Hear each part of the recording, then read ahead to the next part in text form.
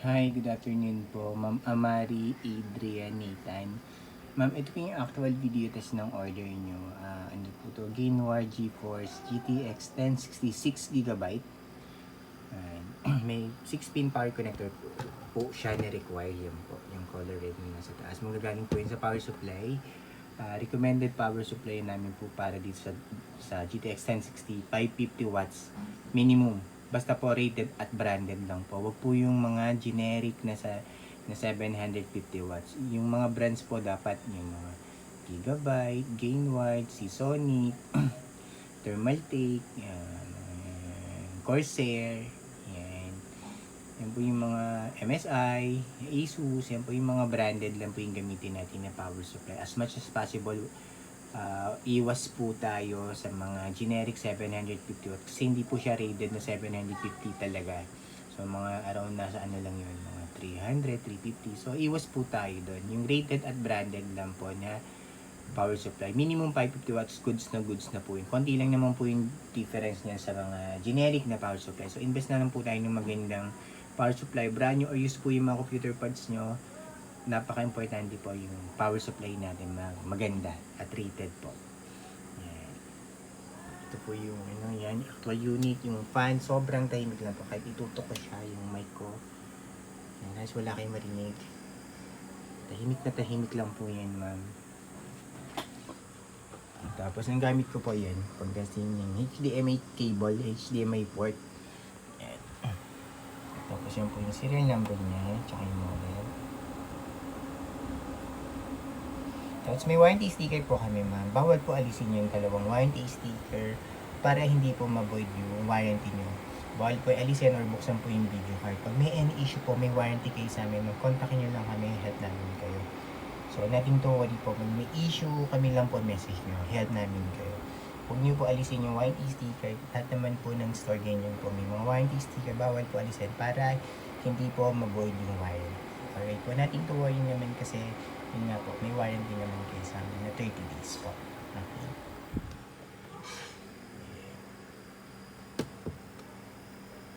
Gainward. Tapos ito po sa permat, tinetest natin. Time running niya po dito. Tinetest natin siya 3 minutes. Yan, 20 seconds na siya running. Continuous pa rin po running siya. Yung reading niya. Tapos tingnan niyo po yung graph. Stable lang po. Straight lang po yung graph natin. Ito po yung buong view. Wala po yung kahit na anong issue. Walang random restart or random shutdown. Walang hang and freeze. Wala din po yung BSOD or garbage display na lumalabas. Napakasmooth and stable lang niya po. Ma'am Amari Adrian Nathan. So, smooth lang po. Napakatahimik. Time check po ulit na running siya dito sa Permark. 4 minutes. Ayan, 5 seconds na siya. Stable pa rin po. Walang kahit na anong issue, wala kayong magiging problema po dito. Promise. Quit ko na po to, Permark. Minimize ko lang itong Shopee. Ayan, ito po yung Permark test. Yung settings natin nung naran siya. Yung GPU detected niya, yan po. NVIDIA GeForce GTX 1060, 6GB. Close ko na po. Full details and specs niya po sa GPU-Z. Yan po. NVIDIA GeForce GTX 1060, 6GB. NVIDIA GDDR5. Memory size 6,144 MB. Or pag kinonvert sa gigabyte, 6GB po. Sensor. Yan. Lahat naman po yan. May reading hanggang baba. Tapos yung MSI Afterburner, any brands po at video card pwede po yung gumamit ito. Software lang para alam nyo po yung nadedetect niya is yun pa rin po. Isang video card lang po. And GeForce GTX 1066GB. Isang GPU lang. Tapos device manager. Ito din natin. Yung display adapter po. Click natin yan. Ayan po. NVIDIA GeForce GTX 1066GB. Alright, tapos yan. Yan po. Ma'am Amari Adrian Nathan. Yan po yung order nyo. Gainwar GeForce GTX 1066GB. New tab lang po ako dito. Tapos PH. Time now. New tab lang ako dito.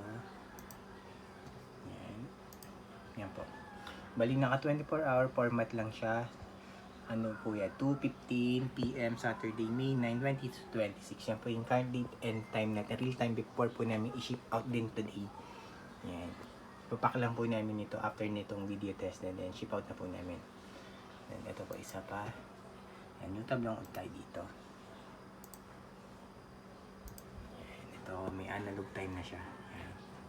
Ibang website yan. And same lang po. 2:16 PM Saturday, May 9, 2026. Yan po yung current date and time natin. Real time before po natin i-ship out. Tinest po muna natin. Pag gusto nyo po ito i-double check yung website kung legit at yung real time. Yan yung website niya. Pwede nyo pong puntahan. And then ito po yung isa. Ads lang. Yan. Post nyo na lang po. Yan. Alright, yun lang po, Ma'am Amali Adrian, Nathan.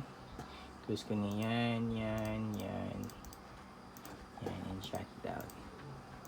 Yan, shutting down. Para ma-ship out na po namin today.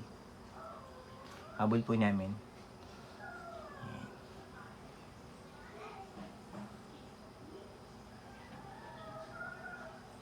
Yan. Yan po ma'am, yung fan. Smooth na smooth, buong buo po yan, walang sira, wala pong putol, wala yan ticket, walang kahit na issue yan. Makinis na makinis pa po. Yan. Yan. May 6-pin power connector po, yung recommended po namin power supply dito. Any brands po basta rated at any brands na branded. Yan. Rated at branded lang, minimum 550 watts, wag po yung mga generic na 750 watts. Okay, iwas po tayo doon. Lalong-lalo na sa naka-video card po tayo. 1066, malakas na po siya sa promise.